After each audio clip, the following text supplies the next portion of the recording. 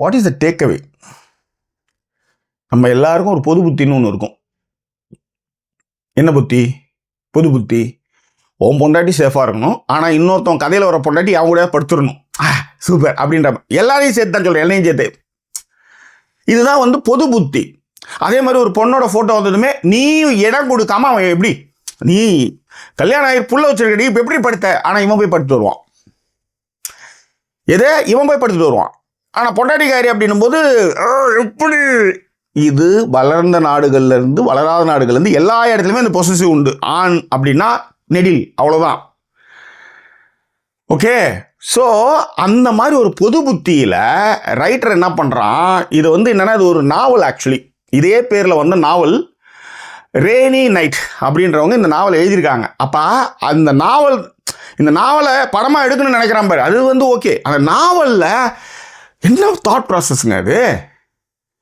ஒரு நீங்கள் என்ன, நீங்கள் பொது புத்தின்னு ஒன்று இருக்குல்ல, உலகம் ஃபுல்லும் பொது புத்தி ஒன்று தான். பொம்பளைன்னா கீழே இருக்கணும், ஆம்பளை மேலே இருக்கணும். அது என்ன தான் அந்நுண்ணியமாக இருந்தாலும் சரி, இன்னும் மயிராக இருந்தாலும் சரி, இன்னும் மட்டையாக இருந்தாலும் சரி, அப்படி தான். ஆனால் அந்த மாதிரி வந்து அந்நுண்ணியமாக இருக்கும்பொழுது இதுவே தப்பு. நம்ம என்ன பண்ணணும், ஆம்பளை கேட்கும்போது நினைக்கும் போது அங்கே பிரச்சனை கிடையாது. ஆனால் அதே விஷயத்தை வந்து இல்லை நான் செய்யலாம் அவ செய்யக்கூடாது அப்படின்னும் போது அங்கே பிரச்சனை வருது.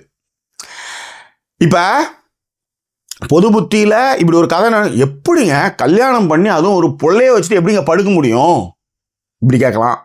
ஆனால் இதே மாதிரியான கதைகள் தாய்லாந்துக்கு அவன் போயிட்டு வரான், பாங்காங்கு போயிட்டு வரான், அவனும் ஃப்ரெஷ்அப் பண்ணிட்டு வரான்ட்டு ஜாலியாகவே சொல்லிட்டு இருக்கான். அது எப்படிங்க கதை? இதை நீ கேட்கும்போது அதுதானே. இதில் எல்லாத்துக்குமே அதில் பதில்கள் இருக்கும், எல்லாத்துக்குமே பதில்கள் இருக்கும், ரைட்?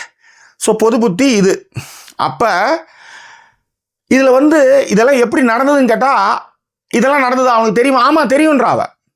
அப்போ தெரியும் எல்லாமே நடந்தது, இது ஒரு ஸ்லிப் ஆகிடுச்சு, நான் மன்னிச்சிருன்னு ஒரு பொண்டாட்டிக்காரி சொல்லும்போது உங்களுக்கு எப்படி இருக்கும் உங்களுக்கு? ஸோ பொது புத்தியை வந்து செருப்பக்கட்டி அடிக்கிற மாதிரி வந்து இந்த கதையை எடுத்தது தான் இந்த படத்துடைய பெரிய சுவாரஸ்யம்ன்றேன்.